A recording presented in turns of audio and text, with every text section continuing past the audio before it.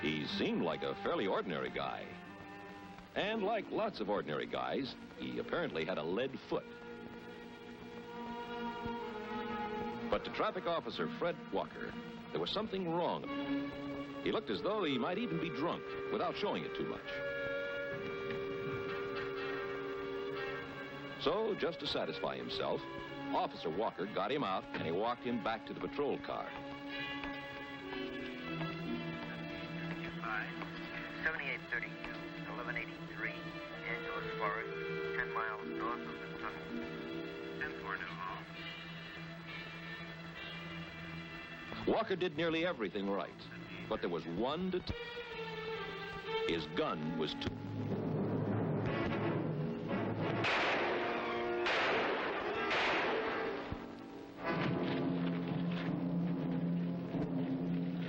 Sure, the violator had seemed like an ordinary guy, but he turned out to be a mental case. But that didn't help Fred Walker. Fred Walker made one mistake, and it cost him his life. He was caught off guard in what he thought was a routine stop.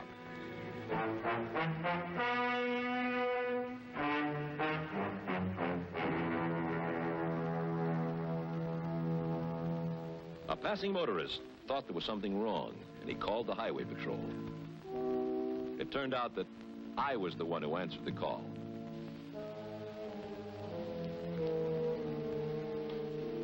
After we found Walker's gun, it didn't take long to reconstruct the crime. It was hard to believe that Walker could have been killed with his own gun. But to me, it was a tough reminder that proves too many of us can get to thinking it can't happen to me. There's one key factor that'll do more than anything else to ensure your safety when you're on the job, and particularly when you're making routine stops. This key factor is something that probably doesn't come natural to the average man, but it has to be not only a second nature, but first nature to any law enforcement officer. Yes, I'm talking about being continually suspicious of everybody. Just look at me. I didn't realize it showed that much. It's a shame it has to be that way, but our work brings us in contact with the real bad apples in the barrel. We can't afford to forget that for 1 second. You've got to make suspicion such a habit that you never go wrong.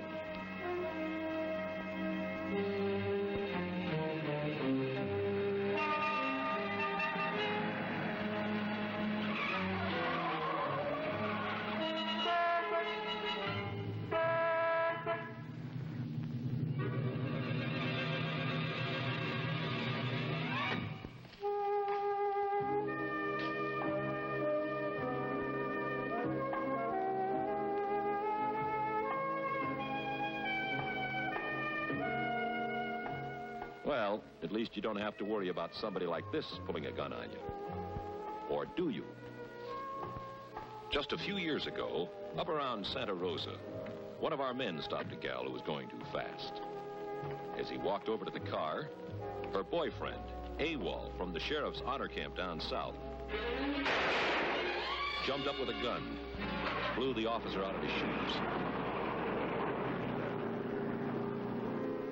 So you can't take anything for granted. You just get in the habit of protecting yourself every second. Because death only takes a second under the right circumstances. You've got to be thinking about your own safety from the time you take off after the violator until the time you complete your contact with him.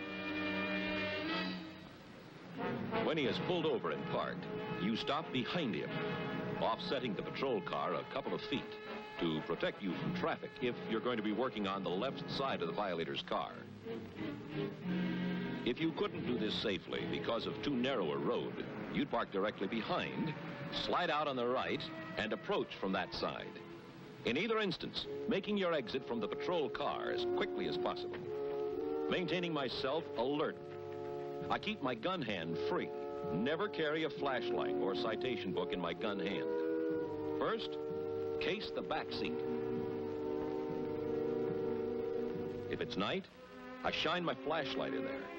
And in a case like this, the book is under my left arm, and I keep my gun hand free. Now that I'm sure there aren't any surprises from that direction, I approach the driver. But if possible, I don't ever go past the trailing edge of the door. Here's one good reason for this. Let's run through that again. A door suddenly flung open can throw you off balance and into the path of oncoming traffic, while your violator, who may be a wanted felon and who has no desire whatever to meet a lawman, makes a getaway. Here's another reason. If your violator is inclined to pull a gun on you, this position makes it too easy for him. While in this position, he has to turn in his seat. It's awkward for shooting, and even awkward for getting aggressive, because it puts him at a psychological disadvantage. You'll notice that I've still got my book in my left hand, so my gun hand is free until I'm satisfied that this is just an ordinary violator, and not a hot one. Does this look like the same routine? Well, not quite. There are times when you want to get the violator out of his car. Maybe it's a question of whether he's had too much to drink, or any of a number of other reasons. Sitting down, your man is not in too good a position to take action. But prepare for the worst, beginning when the door of the car is open, because some characters may try to deliver a low blow and succeed. So I always stand about like this, where I can take any sudden attempted blow on the leg. Once he's out of the car, I always keep the violator a safe distance in front of me. I ask him politely to step over to the patrol car. Then I follow him, remembering not to stop between the two vehicles. I direct him to a position near the front fender. Here, I don't have to worry about traffic going by, and I can hear my radio. 88-100. Traffic Officer Fred Walker did everything right up to this point. But he hadn't developed the habit of making his gun hard to get for anybody but himself.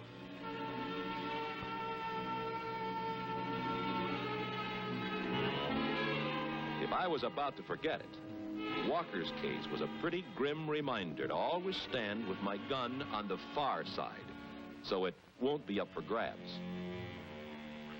Now, while I'm writing him up, I keep track of the violator out of the corner of my eye. Even though he seems perfectly tame, I'm not taking any chances. 88-100. 88-100, go ahead. I'm suspicious of him until he's back in his car and on his way. This is how I keep my suspicions sharpened up for the next person I stop. And the next person may be a real criminal.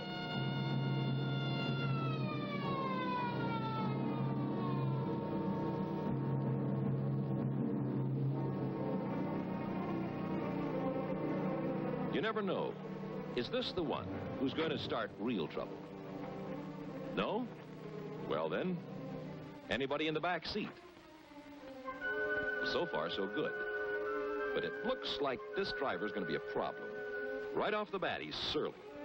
Maybe he's troublesome by nature, or maybe a few drinks have made him mean. For whatever reason, he's decided that he isn't going to sign the citation, and that he's going to defy me. So, after an honest effort to get him to change his mind, it's obvious that he's going to have to be taken into custody.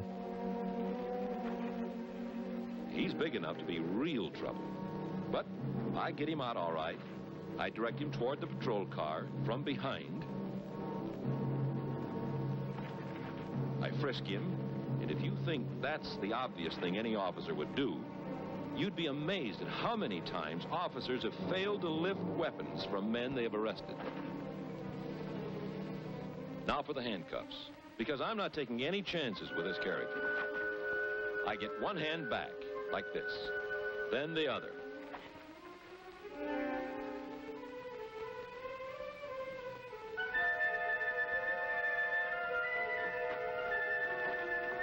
The safest way to get him into the patrol car when you're alone is from the driver's side. Even with his hands behind him, he can slide over easily. This avoids the business of putting him in the right side, then getting around the car back to the driver's side. Once he is over in the front seat, I tie him in with a safety belt. In this case, it's my safety that's involved as much as his. It's pretty tough for him to give me real trouble now, but I'm still not going to take the situation for granted. So I even take the time to shift my gun over to the left side, just in case he turns out to be an escape artist.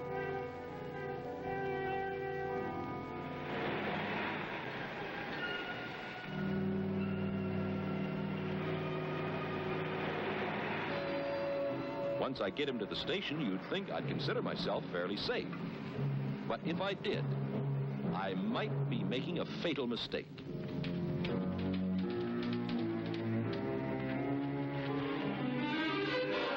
This individual I have brought in has had time to build up a real head of steam. I've only done what had to be done. But in his mind, he's ready to start a one-man revolution. I've got him inside with the booking completed and the handcuffs are off. If you think he can't cause real trouble now, you're dead wrong. With the accent on the dead, your prisoner sees his chance.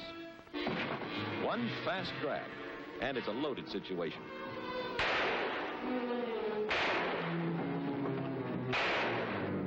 I'm not going to embarrass any particular law enforcement agency, but let's take statistics.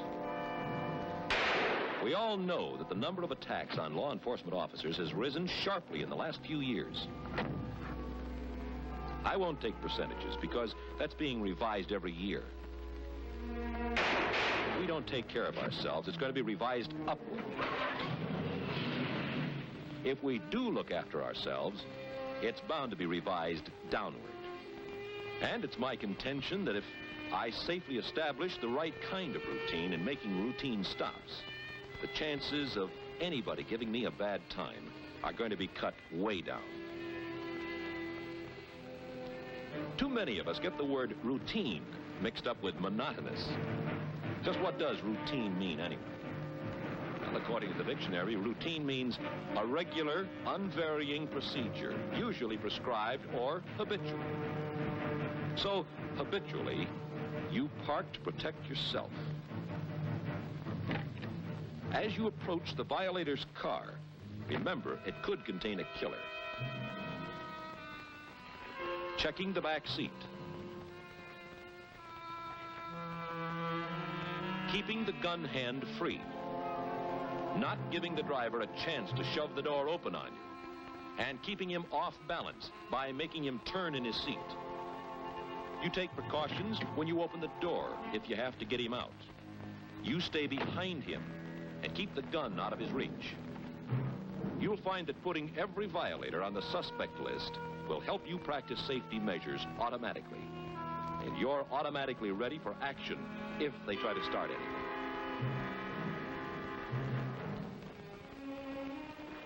So if routine means regular, unvarying procedure, make it your regular and unvarying procedure to look after your life.